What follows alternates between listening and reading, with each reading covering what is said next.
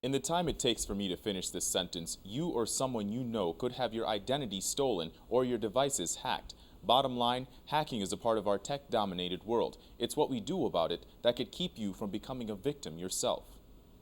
As long as there's computers, there's going to be hackers. Everything's connected. People save their passwords. A lot of people have the same password for everything, and it just makes it easier to obtain. In movies, they're popular. On the headlines, they're infamous. But in the real world, hackers live among us every day. Some for sport, others do it for the money. But for the majority of hackers, A lot of times it's just because they can. A lot of people think, well, I'm from Iowa, I'm safe. Nobody here is going to do anything to me. It's happening somewhere else. And that's just not the case. in a matter of minutes on my home Wi-Fi network, this hacker whose identity we've decided to conceal is capable of finding passwords and bypassing security without my knowledge at all. You found my router. And you found my password. Yep. Even more alarming is he's doing it with what he says are simple resources made available for free online. No hacking, no tools, no programs. I would say 99% of routers can be hacked in like that.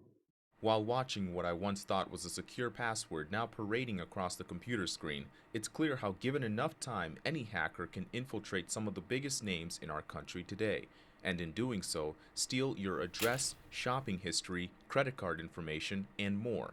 To the average consumer, this set of randomly generated numbers is a simple and convenient way to make a payment. But what most people don't realize is that it's also a part of your identity. According to IDTheftCenter.org, since September of 2014, 521 major businesses have been hacked, leading to more than 17 million medical, financial, and even federal records stolen. We are going to see more and more attempts to steal the information. After the terrorist attacks of September 11th, one man was asked to head the division in charge of monitoring the threat to our utilities infrastructure, and that man was Dr. Masood Amin. Since then, he now serves as the director of the Technical Leadership Institute at the University of Minnesota. Shopping online, ease of information, searching the web also comes with the dark side.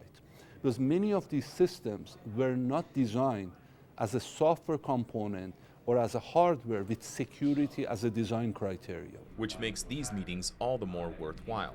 At the 2014 Cybersecurity Summit in Minneapolis, businesses are working alongside those in the IT field to learn how to better protect themselves from cyber threats. Be wary of unconfirmed identities.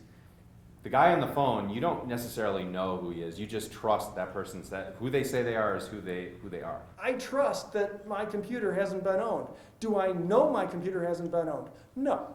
A good response is very important, but good planning for that response is even more so. What I worry about is the kind of complacency, because people do see these attacks happening over and over again. They do become numb. But those are only about the financial aspects of the credit cards. They send you a new card and you're indemnified, that, the losses that you don't sustain losses personally. But if you've had your identity compromised, and it becomes very personal. No matter what you celebrate this holiday season, it's not going to be cheap. According to the National Retail Federation, they estimate that per person spending could reach more than $800, and 44% of that will be spent online. Your Twitter account and Amazon account are much more worthy than stealing your wallet. I mean, you have little information about where you live. You have an Amazon account, you have a credit card. They can create as many as they want. Panic is a common first response, but not the solution. According to this professor, to know how to better protect yourself this season, you first need to know how vulnerable you truly are. The consumer, everyday person is very vulnerable. And the reason why is because they like to use the same username and password for everything. So if I get one, I've got them all. Tracy Purchase is an IT instructor for North Iowa Area Community College, where he teaches students about the many threats facing consumers online each day. For example, using a free online tool to harvest any password sent over the same network as him. So I just put in a random... Yeah, just put in a random username and password because I really don't want to steal yours. The email account that you put in was MKITELAI with a password of Jake281. When there is something found, they can get in there and fix it before it becomes a vulnerability. But not everything gets found before the bad guy finds it.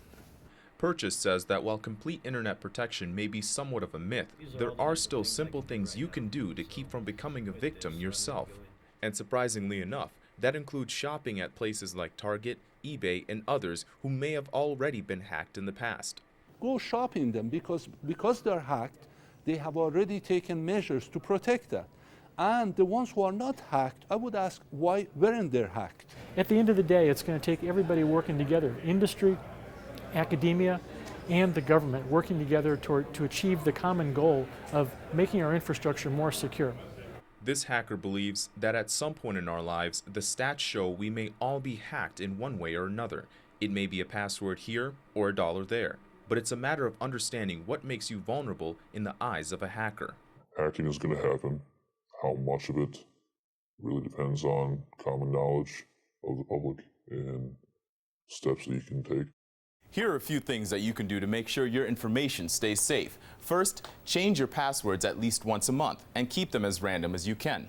Next, never save any passwords on your computer. It sounds inconvenient, but it makes it much harder to discover.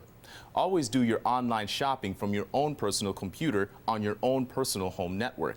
And finally, keep your computer up to date with the latest virus software protection.